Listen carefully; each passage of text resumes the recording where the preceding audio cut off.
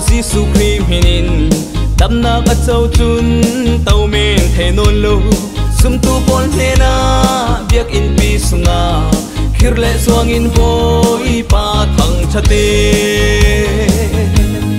kan ni kharau dam na châu tu bol khal run dam tu boi pa thang chalau hi chun lungoi nang am ten kan tàu men thế lâu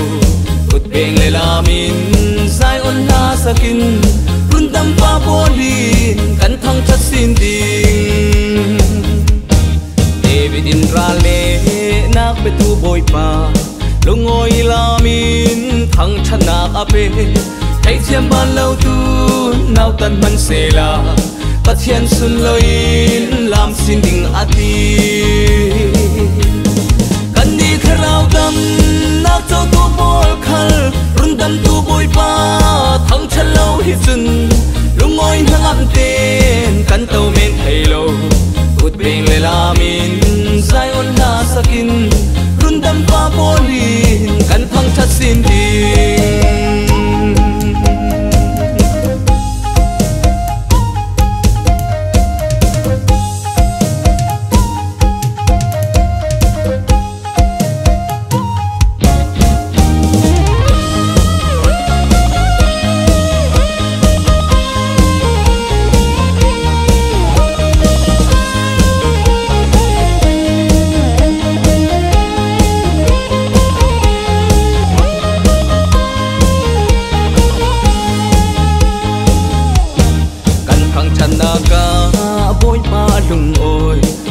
sinin boy pa sun lời na pekin xin bay dong mi le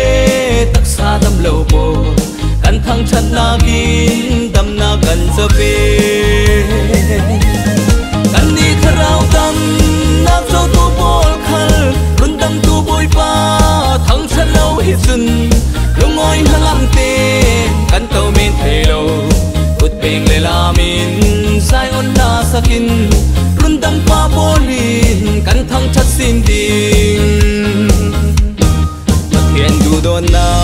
par moi kan tlane azang pa nak chu ni tinin kan che anwa manwa me ngai sak tu nei hi an sim ban ram chu lei tu na kan te kan ni kharau dan nak cho tu bol khal run dam tu boy pa thang chat lâu hi chun lungoi nang am ten kan tàu men thei lo cột beng le la min sai on na sakin run dam pa bolin kan thang chat sin ding kan ni kharau dam nak cho tu bol khal run dam tu boy pa thang chat lâu hi chun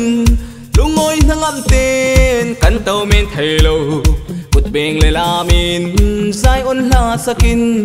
run dam pa bolin kan thang chat sin ding kan ni kharau dam nak chau tu bol khal run dam tu boy pa